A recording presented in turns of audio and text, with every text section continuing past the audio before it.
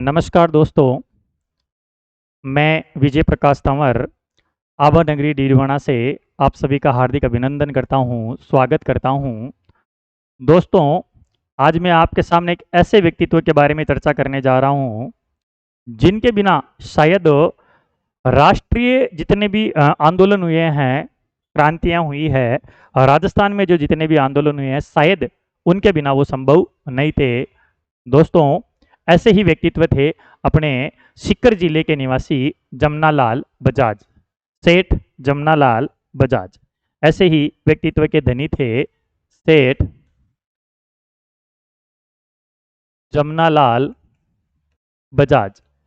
सेठ जमनालाल बजाज का जो जन्म माना जाता है, इनका जन्म काशी का वास सीकर में इनका जन्म होता है। इनका जन्म 8 नवंबर 1889 को होता है। इनके पिता का नाम कन्नीराम, इनकी माता का जो नाम था बिरदीबाई, इनकी माता बिरदीबाई।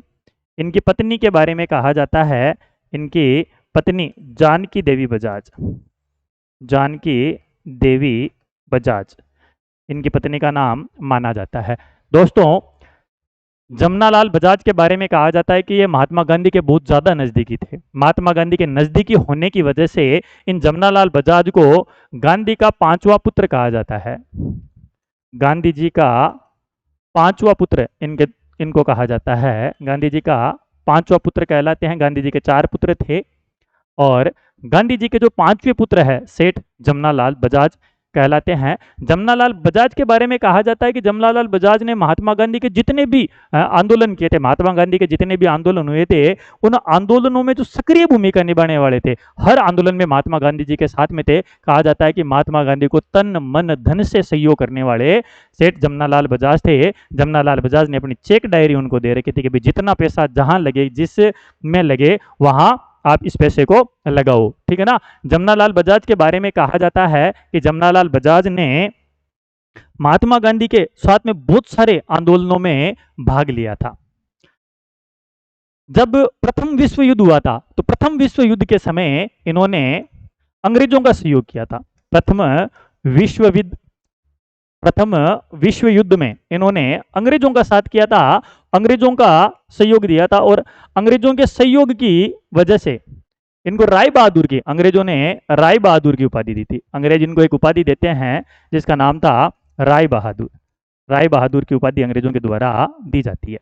दोस्तों, कहा जाता है जब ये राय बहादुर की उपाधि लगभग 1918 ईस्वी में दी जाती है, जब 1920-21 में असहयोग आंदोलन चल रहा था, 1920 या 21 में असहयोग आंदोलन की जब शुरुआत होती है, तो उस समय इस राय बहादुर उपाधि का इन्होंने त्याग कर दिया था। राय बहादुर उपाधि को इन्होंने त्याग दिया था, इसका त्याग कर दिया था और उसके बाद में ये महात्मा गांधी के साथ असहयोग आंदोलन में उतरते हैं।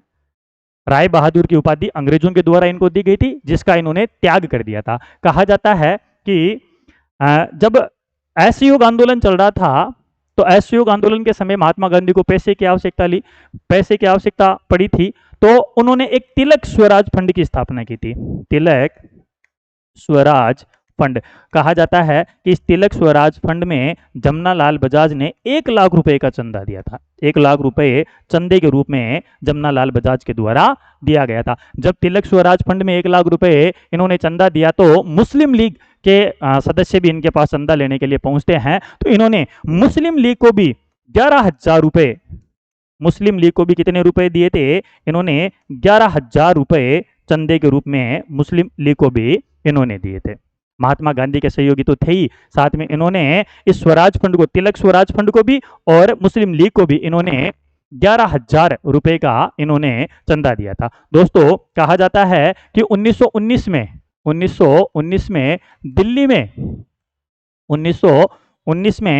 दिल्ली में राजपूताना मध्य भारत सभा का गठन किया गया था। राजपूताना मध्य भारत सभा, राजपूताना मध्य भारत सभा का गठन बजाज की अध्यक्षता में किया गया था। जमनालाल बजाज की अध्यक्षता में किया गया था।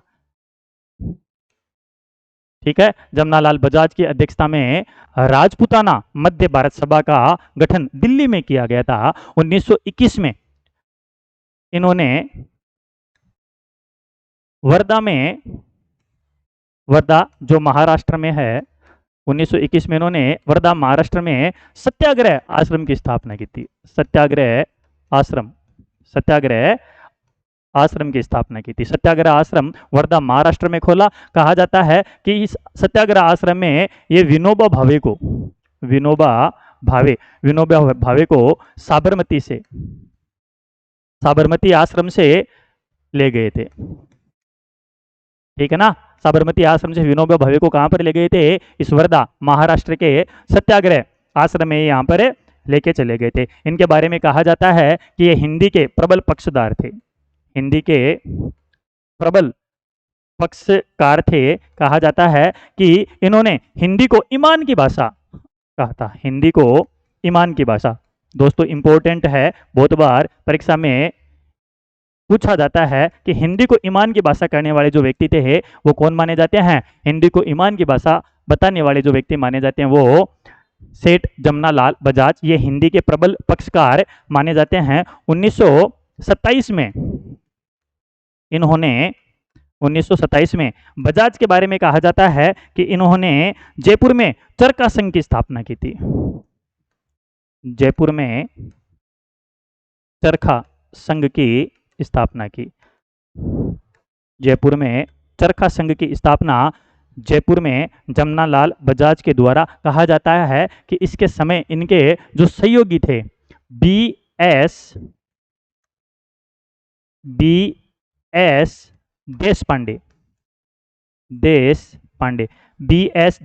के सहयोग से इन्होंने चरखा संघ की स्थापना की थी और आगे चलकर इन बी.एस. देशपांडे को ही इस चरखा संघ का कार्यभार इनके द्वारा सौंप दिया जाता है। ये जो बात 1927 की है। 1930 में जमनालाल बजाज ने नागपुर में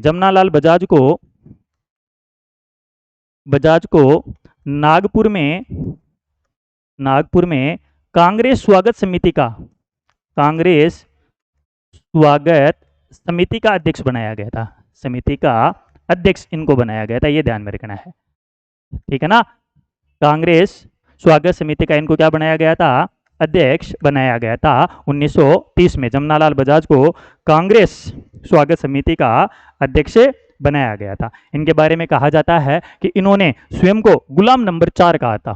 जमनालाल बजाज ने स्वयं को गुलाम नंबर 4 कहा था। इंपॉर्टेंट है, बहुत बार परीक्षा में पूछा जाता है स्वयं को गुलाम नंबर 4। तो लोगों ने पूछा कि ये गुलाम नंबर 4 मतलब 3 कौन है पहले? तो जमनालाल बजाज ने कहा था कि पहला जो गुलाल है, प्रथम जो गुलाम माना जाता है वो तो है भारत देश गुलाम माना जाता है।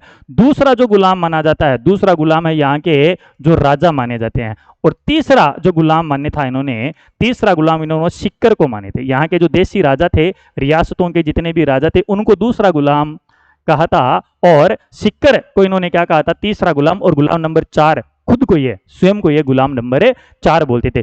दोस्तों कहा जाता है कि इन्होंने बहुत सारे समाचार पत्रों के प्रकाशन में आर्थिक सहयोग दिया था। दोस्तों मैं आपको कहना चाहूंगा कि राजस्थान में या भारत में अगर ये सेठ साहूकार बणिए महाजन नहीं होते तो ये क्रांति या आंदोलन असंभव था। इन्हीं के सहयोग से, इन्हीं महाजनों के सहयोग से, इन सेठों की सहयोग से, इन बणियों के सहयोग से ही यहाँ पर अपने राजस्थान में कह दो चाहे भारत में कह दो, ये क्रांतियां संभव हो पाई है। इन्होंने भामाशाह के रूप में इन क्रांतिकारियों का हमेशा बढ़ चढ़कर सहयोग किया था। जमनालाल बजाज ने स्वयं को गुलाम नंबर 4 कहा था। इन्होंने कहा जाता है कि जैसे प्रताप, त्यागभूमि,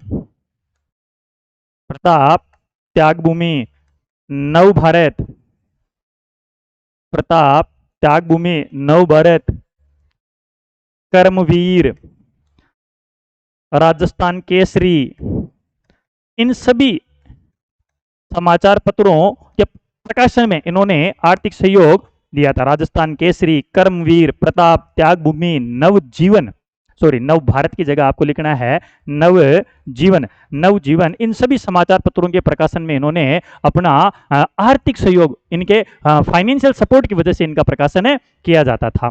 दोस्तों, इनके बारे में कहा जाता है कि 1938 में इनकी अध्यक्षता में 1938 में इनकी अध्यक्षता में जयपुर प्रजामंडल का पुनर्गठन किया गया था।